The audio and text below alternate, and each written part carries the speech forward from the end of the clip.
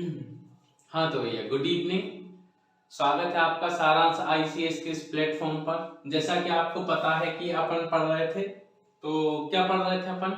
Microsoft Excel पढ़ रहे थे सर। क्या पढ़ रहे थे?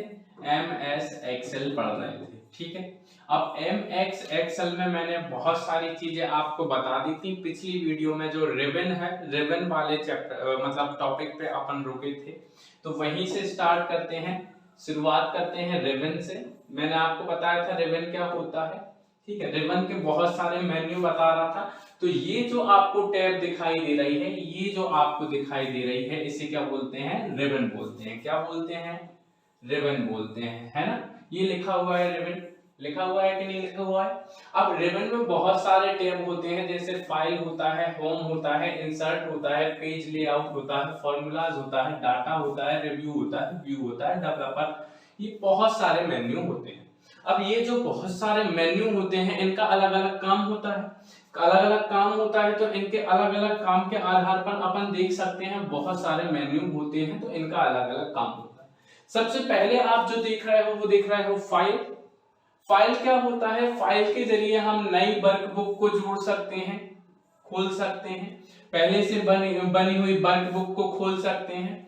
वर्कबुक का जो आपने वर्कबुक बनाई है उसे क्या कर सकते हैं? सेव कर सकते हैं, उसे प्रिंट भी कर सकते हैं, शेयर भी कर सकते हैं। ये सारे के सारे विकल्प क्या होते हैं? अपन को फाइल के मेन्यू में अवेलेबल होते हैं। वहीं होम वाला मेन्यू देखें तो इसमें clipboard, font, alignment, number, style और सेल्स और एडिट से संबंधित आइकन जो है और विकल्प जो है वो होते हैं। तो इसे बोलते हैं अपन फाइल या फिर होम वाला, ठीक है। रिबन के दो टैब कंप्लीट हुए। अच्छा, इनको रटना बिल्कुल भी नहीं है, यहां से क्वेश्चन बिल्कुल नहीं आएगा, बस आपको बता रहा हूं क्योंकि एक भी चीज छूटे नहीं। इंसर्ट क्या होता है? इंसर्ट में टेबल, चार्ट, इलस्ट्रेशन, लिंक्स, ये सारी की सारी चीजें आप वर्कशीट में इंसर्ट कर सकते हो, उससे डालने के लिए इंसर्ट होता है। फिर उसके बाद ड्रॉ होता है। ड्रॉ का मतलब है ड्राइंग टूल से संबंधित जितने भी आइकन या फिर विकल्प होते हैं वो यहाँ पर होते हैं। फिर उसके बाद होता है पेज लेआउट, और पेज लेआउट का मतलब है पेज जो है उसको प्रदर्शन करने की विधि। देखो, विंडोज में पेज कैसा प्रदर्शित होगा, या फिर पेज को प्रिंट होने से पहले आप कैसा सेट देखना चाहते हो, उसके लिए विकल्प होते हैं पेज लेआउट में। और पेज लेआउट में आपको दो विकल्प मेनली दिखाई देंगे। पहला पेज लेआउट जिसमें पेज को प्रदर्शित करते हैं, ठीक है। दूसरा पेज सेटअप जिसमें प्रिंट होने के बाद पेज कैसा दिखाई देगा। ये सारी चीजें बिल्कुल भी याद रखने की जरूरत नहीं है, कोई भी टेंशन लेने की जरूरत नहीं है। फिर इसके बाद आता है फॉर्मूला। सर ये फॉर्मूलाज क्यों होता है? तो ये फॉर्मूला या फिर फंक्शंस अगर आपको डालने हो किसी भी स्प्रेडशीट में, तो स्प्रेडशीट में यानी कि वर्कशीट में, तो वर्कशीट में अगर आपको डालने हैं फॉर्मूलाज या फिर फंक्शंस, तो उसके लिए यहाँ पे आइकन मिलेंगे आपको फॉर्मूला में।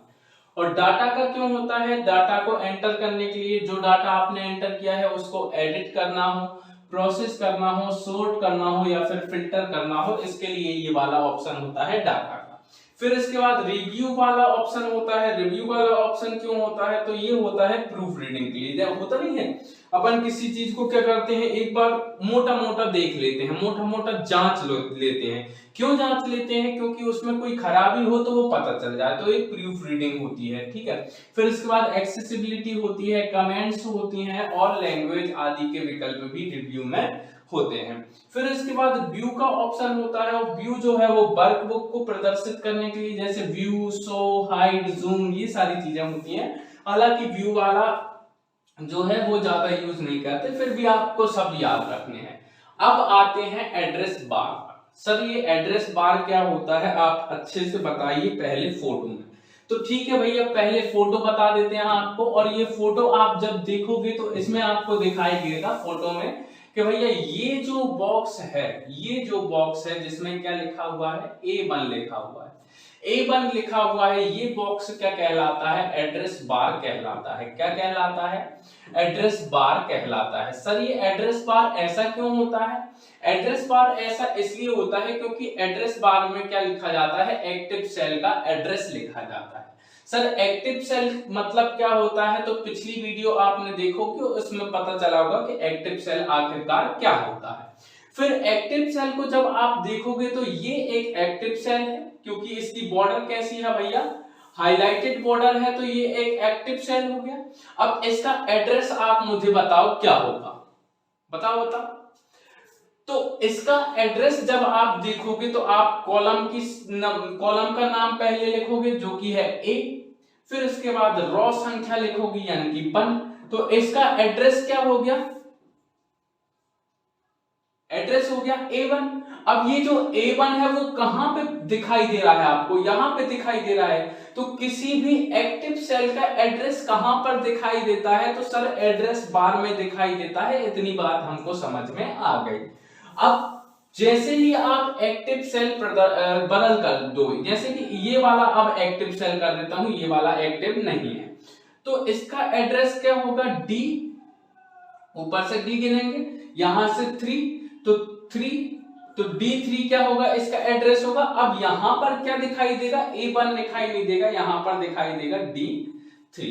तो ये होता है एड्रेस बार। अब एड्रेस बार को हम पढ़ लेते हैं, एक बार पढ़ेंगे तो और अच्छे से समझ में आएगा एड्रेस बार। तो यहाँ पे देखो, एक एड्रेस बार जो है वो रिबन टैब के नीचे स्थित आयताकार बॉक्स होता है। आपको मैंने बताया एक आयताकार बॉक्स होता है जहां पर एक्टिव सेल का क्या प्रदर्शित किया जाता है, एड्रेस प्रदर्शित किया जाता है। यदि एक सेल से अधिक सेल सिलेक्ट कर लिए जाते हैं तो पहली सेल का एड्रेस जो है वो वहां पर दर्शाया जाता है। इस बात को आप याद रखिएगा कि मान लो अपने एक साथ बहुत सारे सेल सिलेक्ट कर लिए, क्या किए, बहुत सारे सेल सिलेक्ट कर लिए। कैसे, जैसे कि ये वाला सेल से लेके यहां तक के सेल मैंने क्या किए, सिलेक्ट कर लिए, ये बहुत सारे सेल सिलेक्ट कर लिए, ठीक है, ये बहुत सारे सेल क्या किए मैंने, सिलेक्ट कर लिए, ये सिलेक्ट कर लिए सेल। अब होगा क्या कि बहुत सारे सेल का एड्रेस तो यहां पे दिखाई नहीं देगा, एड्रेस बार में दिखाई देगा क्या, बिल्कुल नहीं दिखाई देगा। तो क्या होता है, जो पहला सेल होता है इसका, उसका ही एड्रेस यहां पर दिखाई देता है। तो कहने की बात यह है कि जब हम बहुत सारे सेल को सिलेक्ट कर लेते हैं तो उनमें से केवल एक पहले सेल का ही एड्रेस जो है वो एड्रेस बार पर दिखाई देता है, बाकी सारे सेल का एड्रेस आपको दिखाई नहीं देता है। चलिए उसके बाद देखते हैं फॉर्मूला बार। सर इसकी भी फोटो दिखाओ, तो चलो भैया इसकी भी फोटो दिखाते हैं, दिखाएं। देखो यहां पर आपको दिखाई दे रहा है A1, ये कौन सा बार हो गया, ये मुझे बताओ, ये हो गया एड्रेस बार। क्या हो गया, एड्रेस बार हो गया सर, एड्रेस बार हो गया, एड्रेस बार हो गया। उसके बाद जस्ट इसके दाएं तरफ देख रहे हो आप, और इसके दाएं तरफ आपको ये जो fx दिख रहा है, इसके सामने ये खाली सा बॉक्स पड़ा हुआ है। ये जो खाली सा बॉक्स है इसी को बोलते हैं आप फॉर्मूला बार। क्या बोलते हैं, फॉर्मूला बार। सर ये फॉर्मूला बार क्यों होता है, क्या काम होता है, तो आपको यहीं पे पहले समझा देता हूं, उसके बाद अपन पढ़ेंगे तो ज्यादा आसानी होगी। मान लो मैंने किया है एक एक्टिव सेल को मतलब सेल को एक्टिव कर दिया, ये A1, ये एक्टिव सेल है, और इस एक्टिव सेल में मैंने क्या किया, कुछ टाइप किया, मान लो सुजीत टाइप किया मैंने, किया। अब ये मैंने टाइप किया, तो ये जो मैंने टाइप किया है वो सेम टू सेम कहां पर दिखाई देगा, मुझे इस बॉक्स में दिखाई देगा। कहां दिखाई देगा, सेम टू सेम इस बॉक्स में दिखाई देगा। या फिर मान लो मुझे यहां पर कोई फॉर्मूला डालना था या फिर कोई वैल्यू पुट करनी थी, तो मैं क्या करूंगा, यहां से फॉर्मूला निकालूंगा और एक यहां पे पुट कर दूंगा। जिस सेल में एक्टिव रहेंगे उस सेल में वो फॉर्मूला पुट हो जाएगा। तो सीधी सी बात यह है कि जब हम कोई भी एक्टिव सेल में डाटा एंटर करते हैं तो वो दो जगह दिखाई देता है, एक तो खुद एक्टिव सेल में और दूसरा फॉर्मूला बार में।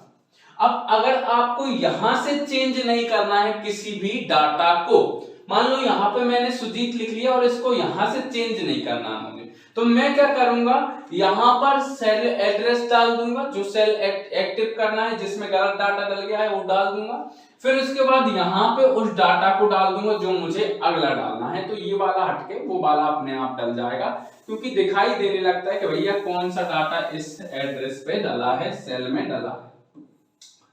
बात समझ में आई हो तो हाँ बोल दो, नहीं आई हो तो मना कर दो। आई बात समझ में? तो आई बात समझ में। तो अब देखो यह एक एड्रेस बार के बाईं ओर स्थित का होता है आयताकार बॉक्स होता है, जहां किसी भी फंक्शन या फॉर्मूला को टाइप या एडिट किया जा सकता है। एक्टिव सेल में टाइप किया गया जो डाटा या फॉर्मूला होता है वो फॉर्मूला बार पर प्रदर्शित होता है। इसलिए फॉर्मूला बार का उपयोग एक्टिव सेल में डाटा को एंटर करने तथा डाटा और फॉर्मूला को एडिट करने के लिए किया जा सकता है।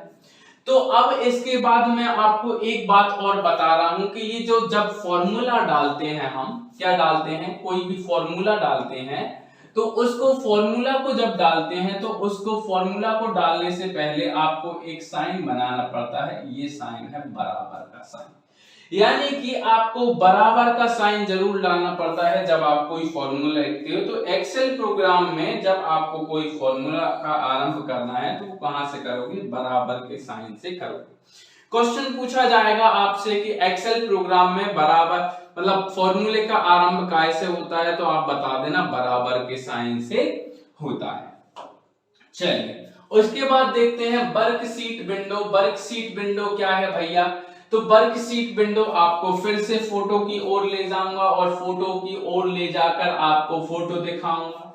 तो नन्हे पुन्ने प्यारे बच्चों, ये जो आपको दिखाई दे रही है यहां से यहां तक की बाबू भैया, ये जो आपको दिखाई दे रही है इसी को क्या बोलते हैं, आप बोलते हैं वर्कशीट। क्या बोलते हैं, वर्कशीट बोलते हैं।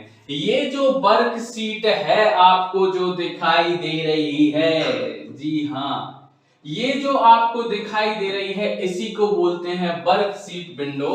और एक्सेल विंडो में फॉर्मूला बार के नीचे जो सेल का समूह होता है उसी को बोलते हैं। ये देखो आपके सामने दिखाई दे रहा है फोटो, फोटो में ये रहा फॉर्मूला बार और फॉर्मूला बार के जस्ट नीचे जो दिखाई दे रही है आपको ये क्या है, वर्कशीट विंडो है। बोलो हाँ या ना, बोलो रे हाँ या ना। तो अब ये देखो सेल का समूह होता है जिसे वर्कशीट कहते हैं, ठीक है।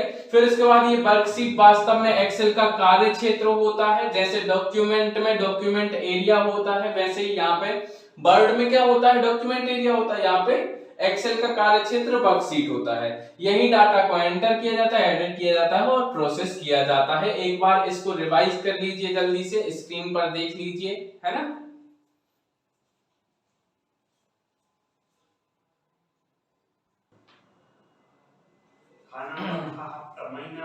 हाँ तो रिवाइज कर लिया।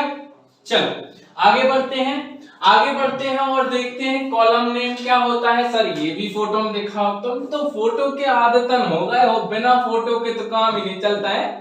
मतलब फोटो तो ऐसे दीवाने हो गए हो फोटो के। अरे रे रे रे देख लो यहाँ पे फोटो देख लो, यहाँ पे फोटो आपको दिखाई दे रहा है तो ये एबीसीडी दिखाई दे। हाँ सर बचपन में खूब पढ़े एबीसीडी। अरे जे एबीसीडी देखो, जे एबीसीडी, जे जो एबीसीडी दिखाई दे रहा है इन्हें बोलते हैं कॉलम नेम या फिर कॉलम हेडर। क्या बोलते हैं, कॉलम नेम या फिर कॉलम हेडर बोलते हैं, ठीक है। तो ये A B C D F G H I से लेके कहां तक होते हैं, बढ़िया अच्छे से याद कर लीजिए, ठीक है। फिर इसके बाद यहाँ पे देखो ये क्या होती हैं, 1 2 3 4 ऐसे बोलते हैं रॉ इंडिकेशन या फिर रॉ नंबर। क्या बोलते हैं, रॉ इंडिकेशन बोलते हैं या फिर रॉ नंबर बोलते हैं, ठीक है।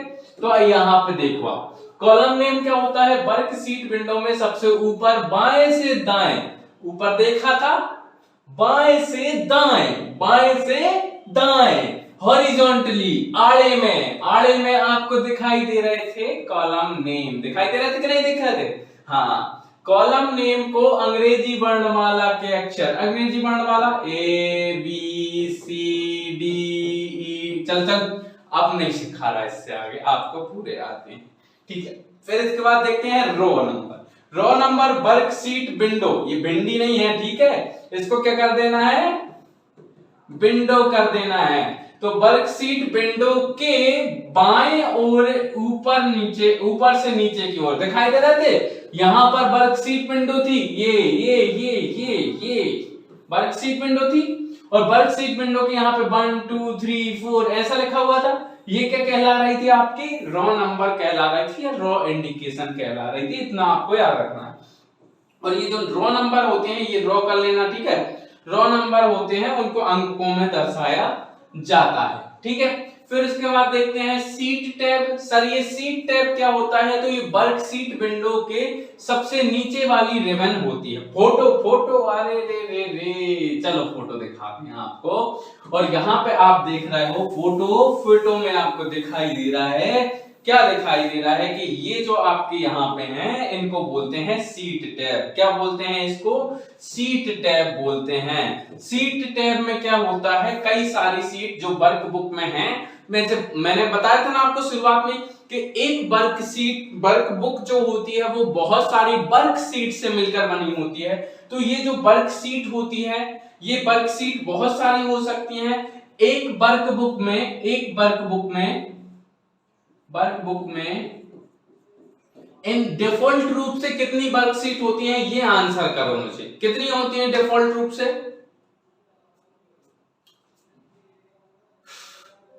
करो आंसर करो।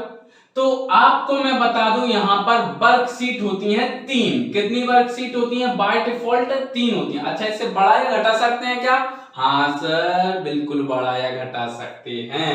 फिर इसके बाद देखो सीट 1, सीट 2, सीट 3, ये बाय डिफॉल्ट वाली वर्क बुक है। इसमें सीट 1 पे काम चल रहा है तो सीट 1 एक्टिव है। सीट 2 को काम करना है तो सीट 2 को कर लो। ऐसे जैसे डॉक्यूमेंट नहीं रहता, एक डॉक्यूमेंट में बहुत सारे पेज रहते हैं, नहीं रहता क्या? एक डॉक्यूमेंट है, डॉक्यूमेंट में कितने पेज होगा? मान लो 1000 पेज हो गए, है ना? तो ऐसे ही क्या होता है, एक वर्क बुक होती है, वर्क बुक में बहुत सारी वर्क सीट हो गई, एक पेज जैसी सिस्टम है। समझ आए? समझ जाया करो यार। चलो आगे बढ़ते हैं। Seat tab. तो सीट टैब आपको दिखाई दिया, वर्क सीट विंडो के सबके नीचे वाला रिबन होता है, आपको दिखाई दिया। सीट टैब पर वर्क बुक में स्थित सभी वर्क सीट के नाम होते हैं। और इस टैब पर अगर आप क्लिक करोगे, जैसे वर्कशीट कौन सा चाहिए आपको उसको खोलना है, तो उस टैब पर आप क्लिक करो तो आपको वर्कशीट से एक वर्कशीट से दूसरे वर्कशीट में जा सकते हो। अच्छा, सीट टैब का एक प्रयोग करके वर्कबुक में नया सीट टैब जोड़ा जा सकता है, नई वर्कशीट जोड़ी जा सकती है। जैसे मान लो आपकी वर्कबुक जो है वो 5 सीट की है। वर्कबुक जो है वो कितने वर्कशीट की है? 5 वर्कशीट की है आपकी वर्कबुक।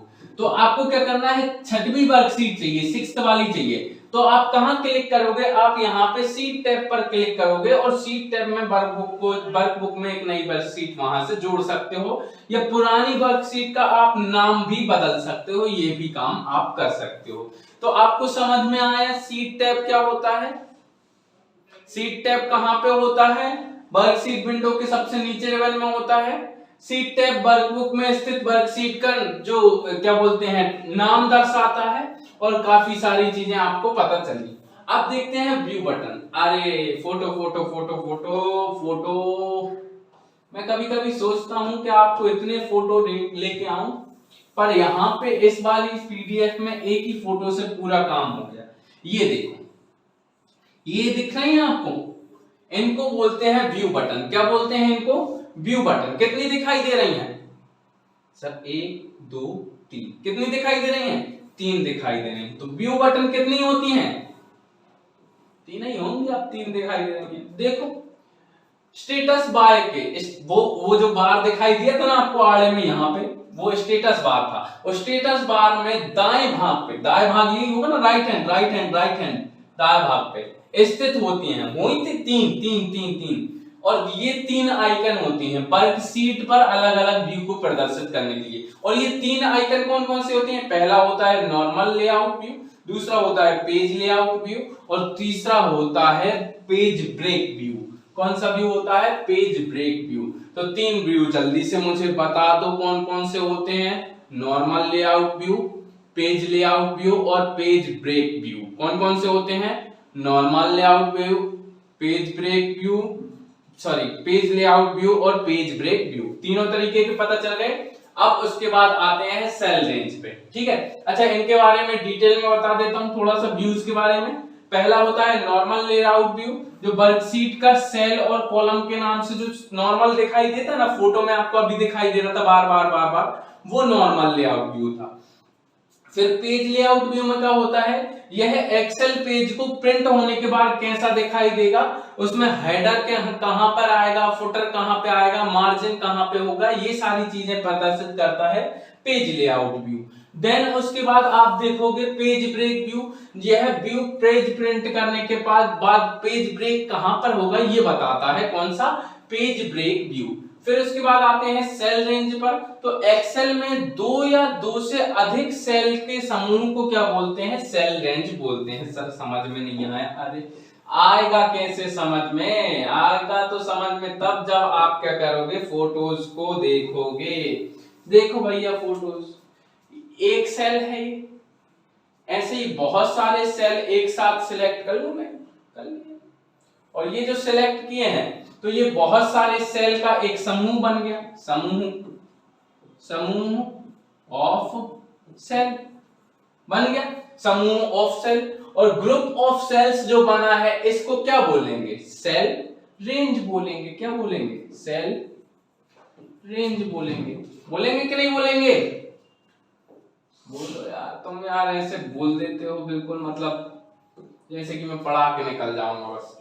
चलो, तो सेल रेंज क्या होती है, एक्सेल में दो या दो से अधिक सेल के समूह को सेल रेंज कहते हैं। सेल रेंज को पहले सेल के एड्रेस तथा अंतिम सेल के एड्रेस के बीच में कॉलम्स डालकर अंकित किया जाता है। कैसे, दोबारा फोटो, मतलब फोटो ले लेके परेशान है हम।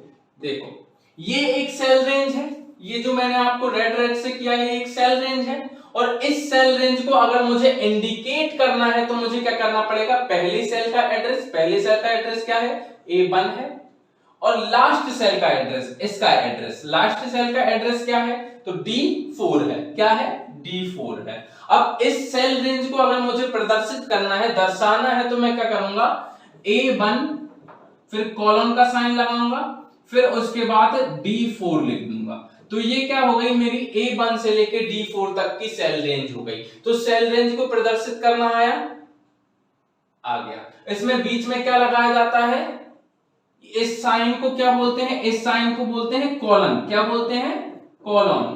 ठीक है, तो ये लगाकर प्रदर्शित किया जाता है। कैसे लगाकर प्रदर्शित किया जाता है, कॉलम को लगाकर प्रदर्शित किया जाता है। तो सेल रेंज देखो, एक्सेल में दो या दो से अधिक सेल के समूह को सेल रेंज कहते हैं, और सेल रेंज को पहले सेल के एड्रेस और अंतिम सेल के एड्रेस के बीच कॉलन लगाकर अंकित किया जाता है, जैसे A1 A5 A5 A8 ऐसे करके।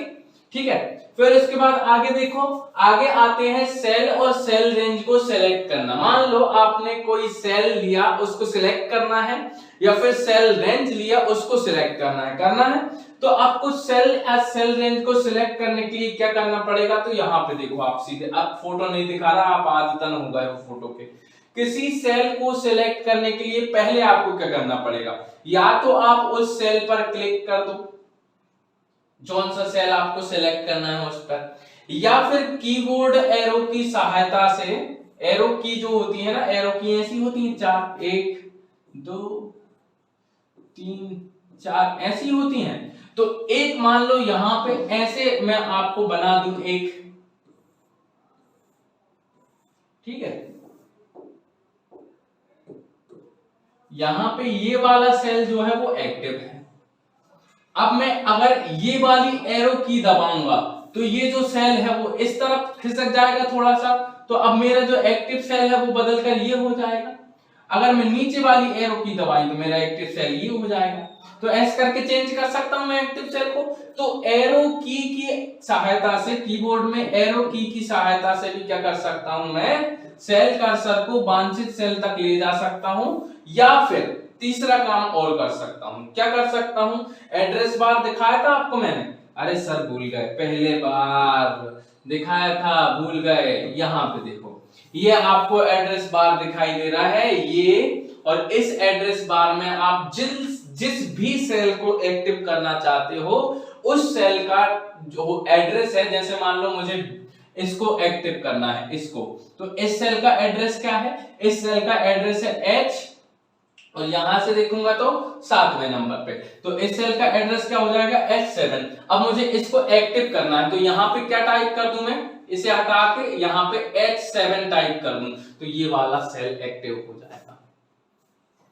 सेल एक्टिव करने का तरीका समझ में आया? बोलो हाँ या ना।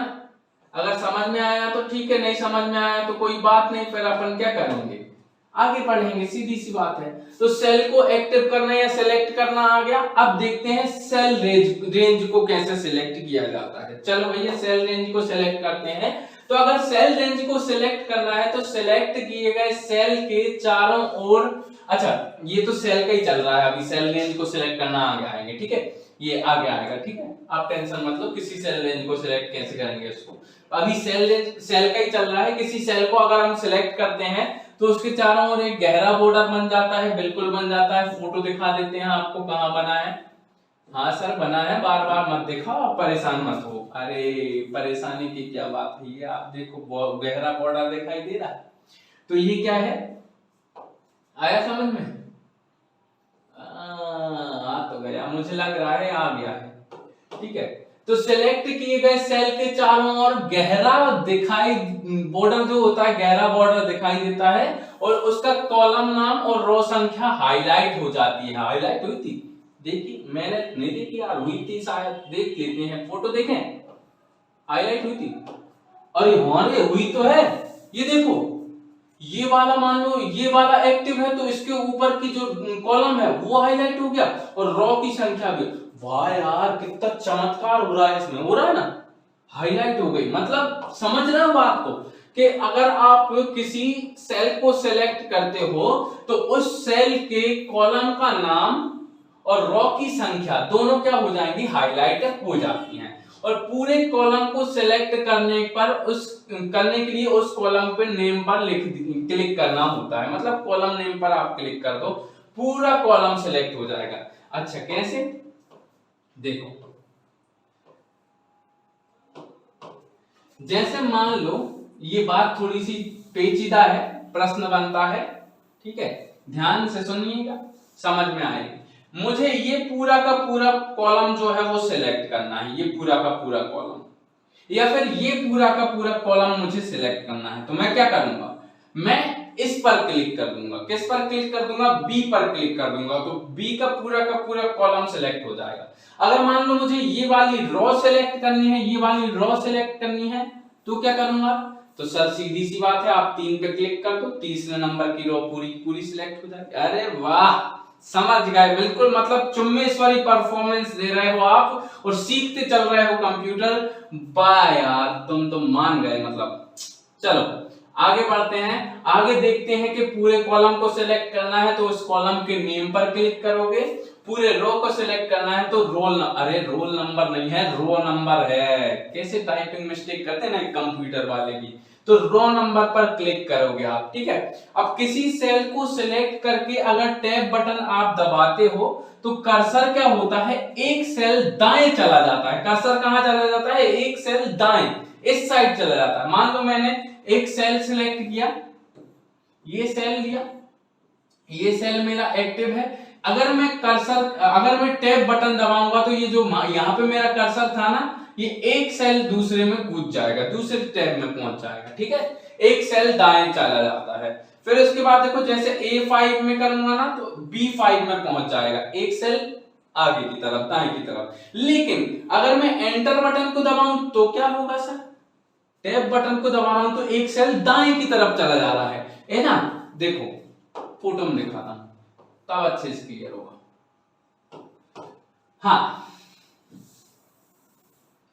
देखो ये मेरा सेल है एक्टिव सेल, यहां पे मेरा कर्सर खड़ा है कि नहीं खड़ा है।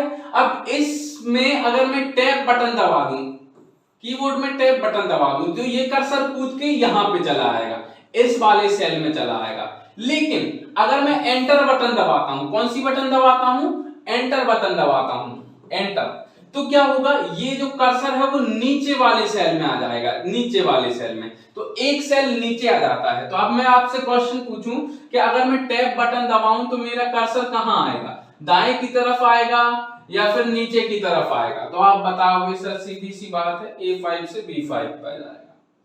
अच्छा B5 से दबाऊं तो फिर कहां आएगा, टैब दबाऊं तो सर C5 पे आ जाएगा, C5 से दबाऊं तो D5 पे, D से 5 से दबाऊं तो E से 5 पे। अगर एंटर बटन दबाऊं तो कर्सर एक स्थान नीचे चला जाता है, A5 से A6 हो जाएगा, A6 से A7 हो जाएगा, ऐसे करके बढ़ता रहता है। चलिए आगे देखते हैं, किसी सेल रेंज को अगर हमें सेलेक्ट करना है तो क्या करना पड़ेगा कि सेल रेंज के प्रथम सेल पर क्लिक करके सेल के दाएं निचले किनारे पर को अंतिम सेल तक ड्रैग करना है। समझ में आया? नहीं आया, फोटो दिखाएंगे तभी आएगा समझ में। देख लो भैया, आएगा समझ में।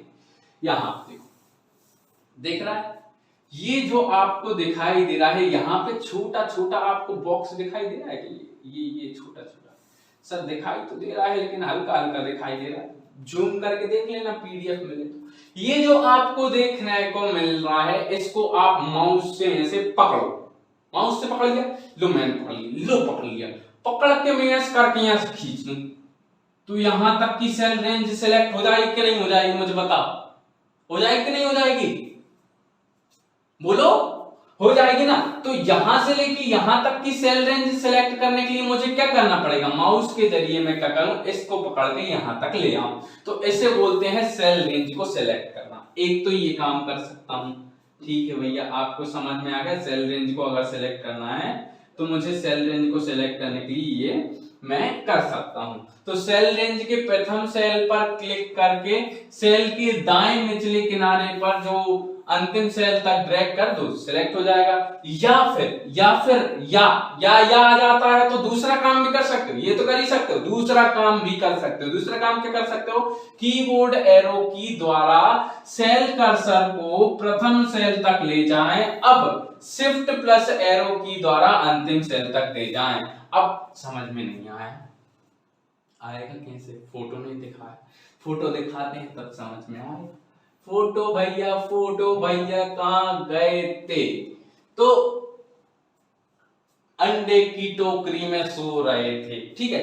अब यहां पे देखो, तो ये जो सेल है, आप क्या करो, यहां पर ले आओ आपका कर्सर, फिर उसके बाद एक बटन होती है, कीबोर्ड में होती है, सर हमारी तो मुनिया ने उखाड़ फेंकी, अब शिफ्ट नाम की बटन नहीं है, तो शिफ्ट नाम की बटन दोबारा लगवा लो, उसके साथ एरो की पकड़ो। कौन सी वाली एरो की पकड़ोगे? तो सर सीधी सी बात है, इधर साइड वाली एरो की पकड़ोगे। एरो की चार होती है ना, लेफ्ट राइट ऊपर नीचे, तो राइट साइड वाली एरो की को पकड़ो और शिफ्ट के साथ उसको दबा दो, तो ये अपने आप बढ़ता चला जाएगा और जहां तक चाहिए वहां तक बढ़ा दो। उसके बाद एरो की को छोड़ दो और शिफ्ट को भी छोड़ दो। छोड़ दिया, अब सेलेक्ट हो गया कि नहीं हो गया?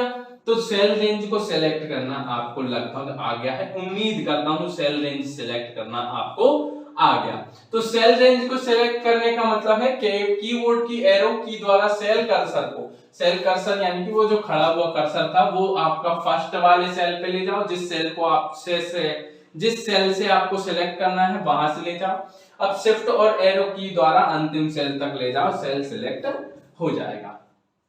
अब सिलेक्ट होने पर सेल रेंज का बॉर्डर गहरे रंग का हो जाता है, जैसे पहले सेल का सिलेक्ट करने पर गहरे रंग का हुआ था, सेल रेंज को सिलेक्ट करेंगे तब भी हो जाएगा।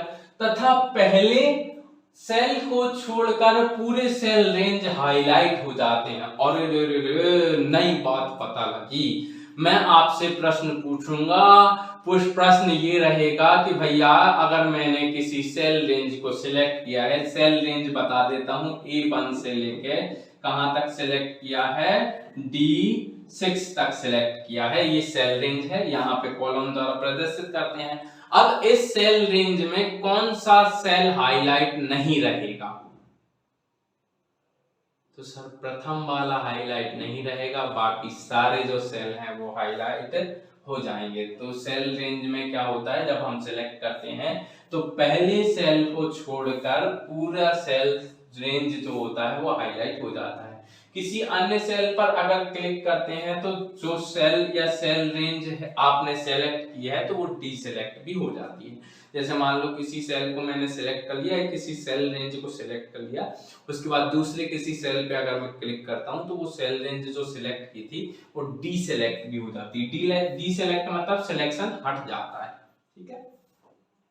चलो उसके बाद देखते हैं फॉर्मूला। फॉर्मूला क्या होता है, तो एक्सेल वर्कशीट में गणना करने के लिए निर्देशों का जो समूह होता है, सेल में दिए गए डाटा को प्रोसेस कर निर्धारित परिणाम देता है, उसे बोलते हैं फॉर्मूला। कैसे, देखो भैया फिर से फोटो दिखाते हैं आपको। फोटो दिखाने से ही क्लियर होती हैं चीजें, तो फोटो ही दिखाएंगे हम, ठीक है।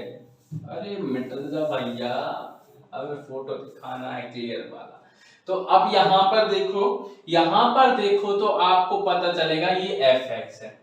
यहाँ पे मान लो मैंने x की वैल्यू लिखी 1 2 2 3 4 5 6, यहाँ पे y की वैल्यू लिखी 2 4 6 8 10 12, ऐसे करके लिखी। अब यहाँ पे मैंने लगा दिया फॉर्मूला x माइनस y का या फिर x प्लस y का, ये फॉर्मूला लगा दिया मैंने। अब क्या होगा, यहां से जो गणनाएं हैं वो अपने आप हो जाएंगी। ये फॉर्मूला बस मैंने लगा दिया, अपने आप हो जाएंगी। 1 2 3 हो जाएगा, 2 4 6 हो जाएगा, 6 3 9 हो जाएगा, 8 4 12 हो जाएगा, 10 5 15 हो जाएगा, 12 6 18 हो जाएगा। तो ये कैसे हो जाएगा, जब मैंने फॉर्मूला लगाया तभी तो हुआ। अगर मैं फॉर्मूला लगाता तो ये चीज हो पाती अपने आप? नहीं हो पाती। तो ये फॉर्मूला क्यों होता है, ताकि ये गणना अपने आप संभव हो पाए, इसी को बोलते हैं फॉर्मूला। अब देखो यहाँ पे देखोगे तो आपको पता चलेगा कि फॉर्मूला यानी कि एक्सेल वर्कशीट में गणना के लिए निर्देशों का जो समूह होता है, निर्देशों का समूह यानी कि x प्लस वाई, ये निर्देशों का समूह ही तो है, इसी को तो फॉर्मूला बोल रहे हैं। जो दिए गए सेल के डाटा को, सेल में दिए गए डाटा को प्रोसेस करके निर्धारित परिणाम देता है। अब ये x और y का परिणाम ही तो दे रहा है।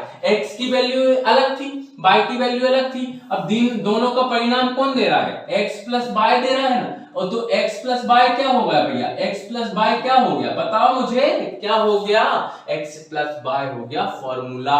ठीक है, x प्लस y क्या हो गया, फॉर्मूला हो गया। अच्छा, अब अगली लाइन देखो, तो फॉर्मूला को वर्कशीट में फॉर्मूला बार पर या तो टाइप करके बना लो, या फिर पहले से बने बनाए फॉर्मूला हैं उनको यूज कर लो, जो भी आपकी इच्छा हो। कोई भी फॉर्मूला किसी सेल में अलग अलग सेल या सेल के समूह पर लागू किया जा सकता है।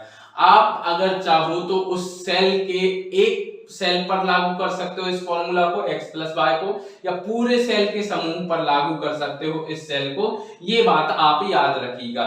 तो आपसे मैं प्रश्न पूछूं कि भैया कोई फॉर्मूला होता है वो सेल पे से किसी एक सेल पर या सेल के समूह पर लागू कर सकता हूं क्या, तो हाँ सर, दोनों चीजें कर सकते हो। किसी एक सेल पर भी लागू कर सकते हो या सेल के समूह पर भी लागू कर सकते हो। अगली चीज, किसी सेल में स्थित फॉर्मूला को कट या कॉपी करके किसी दूसरे सेल या सेल रेंज में पेस्ट, ये बेस्ट नहीं है भैया, बेस्ट चीज, कैसी बेस्ट चीजें टाइप करते हैं ये आपके टाइपिस्ट लोग, तो ये पेस्ट हो जाएगा, पेस्ट किया जा सकता है। तो आपने कोई भी फॉर्मूला अगर टाइप किया है तो उसको क्या कर सकते हो, कॉपी या कट कर सकते हो, दूसरे सेल में या सेल रेंज में उसको क्या कर सकते हो, पेस्ट कर सकते हो। यदि किसी सेल के डाटा में परिवर्तन होता है तो फॉर्मूला के आधार पर उसके परिणाम में भी स्वयं परिवर्तन हो जाता है। मान लो मैंने क्या किया, मैंने फोटो में ये चीज चेंज कर दी। अब यहाँ पे मैंने क्या किया, यहाँ पे आपको दिखाई दे रहा है, मैंने ये जो वैल्यू है यहाँ पर नीचे वाली जो वैल्यू है, नीचे वाली कौन सी वैल्यू, जे जो लास्ट की दो वैल्यू हैं, इनको चेंज कर दिया। यहाँ पे कर दिया 20 और यहाँ पे कर दिया 25। अब यहाँ का जो परिणाम है वो अपने आप चेंज हो जाएगा। क्यों? क्योंकि मैंने यहाँ पे वैल्यू को चेंज कर दिया है। 5 20 25 हो जाएगा, यहाँ पे 25 6 21 हो जाएगा। यहाँ पे क्या मैंने यहाँ की परिवर्तित की, अरे मैंने करके दिखाई है, यहाँ पे अपने आप परिवर्तित होगी, यहाँ पे मैंने की है परिवर्तित। तो कभी भी अगर डाटा चेंज करते हैं मूल डाटा, तो फॉर्मूला के अनुसार परिणाम जो है वो अपने आप चेंज हो जाता है। इस बात को आप याद रखेंगे कि नहीं रखेंगे? बोले सर हम तो याद रख लेंगे, आपने इतना अच्छा तो पढ़ाया है, याद तो जरूर रख लेंगे। ठीक है, तो यदि किसी सेल के डाटा में परिवर्तन होता है तो फॉर्मूला के आधार पर उसका परिणाम स्वयं ही परिवर्तित हो जाता है, इस बात को याद रखिएगा। एक्सेल में प्रत्येक फॉर्मूला का आरंभ चिन्ह से होता है। चिन्ह का क्या फॉर्म है, ये है इस चिन्ह से होता है। एग्जाम्पल के लिए सम अगर करना है A1 और A5 का, तो आपको क्या करना पड़ेगा, ये बराबर का साइन लगाना पड़ेगा और फिर उसके बाद सम लिखना पड़ेगा क्योंकि प्लस करना है। अच्छा, एक बात और आपको बताना चाहूंगा कि आपको जब फॉर्मूला होते हैं ना, फॉर्मूला में आप हर चीज कर सकते हो। क्या क्या हर चीज कर सकते हो? आप मल्टीप्लाई कर सकते हो, डिवाइड कर सकते हो, प्लस कर सकते हो, लेकिन आप एक चीज नहीं कर सकते। क्या नहीं कर सकते? आप सब्सट्रैक्शन नहीं कर सकते। क्या नहीं कर सकते? सब्सट्रैक्शन नहीं कर सकते। सब्सट्रैक्शन क्या होता है सर? अरे घटाव नहीं कर सकते भैया, घटाव नहीं कर सकते, माइनस नहीं कर सकते किसी चीज को। सर ये क्यों नहीं होता फायदा? अरे यार ये नहीं होता है, एक्सेल में नहीं दिया, पता नहीं क्यों नहीं दिया। तो अब एक बात मुझे बताओ कि माइनस कैसे करेंगे? आप मेरे से ये पूछोगे, तो अब माइनस कैसे करेंगे? तो एक बात मुझे बताओ, किसी भी चीज का सम तो कर सकते हैं ना? बोलो हाँ या ना? कर सकते हैं। तो 5 प्लस कुछ लिख दो यहाँ पे, और इस वैल्यू को मैं क्या कर दूं? 3 कर दूं, -3 लिख दूं। अब मुझे बताओ, इसको मैंने सम किया है कि माइनस किया है? आप बोलोगे सर ऐड ही किया है, प्लस ही किया है, माइनस तो -3 की वैल्यू है, 3 की वैल्यू -3 है। तो अब ये माइनस प्लस माइनस हो जाएगा और वैल्यू क्या आएगी? 2 ही आएगी। आएगी तो 2 ही, मुझे चाहिए 2 ही, क्योंकि मुझे माइनस करना है 5 में से 3 को, लेकिन माइनस करने के लिए मेरे पास कोई वो ही नहीं होता है फॉर्मूला। तो मैं क्या करूंगा? इसको प्लस करूंगा, लेकिन वैल्यू जो है उसको माइनस लिख दूंगा, तो यहाँ पे प्लस हो जाएगा। ये काम करता हूं मैं। तो आप मुझे एक बात बताओ कि एक्सेल में मैं क्या काम नहीं कर सकता फॉर्मूला में? तो फॉर्मूला में मैं एक चीज नहीं लिख सकता, वो है सब्सट्रैक्शन। सब्सट्रैक्शन नहीं कर सकते हैं। तो एक्सेल में फॉर्मूला की सहायता से आप सम कर सकते हो, एवरेज निकाल सकते हो, काउंट कर सकते हो, मल्टीप्लाई कर सकते हो, प्रोडक्ट कर सकते हो, डिवाइड कर सकते हो, मैक्सिमम कर सकते हो, मिनिमम कर सकते हो।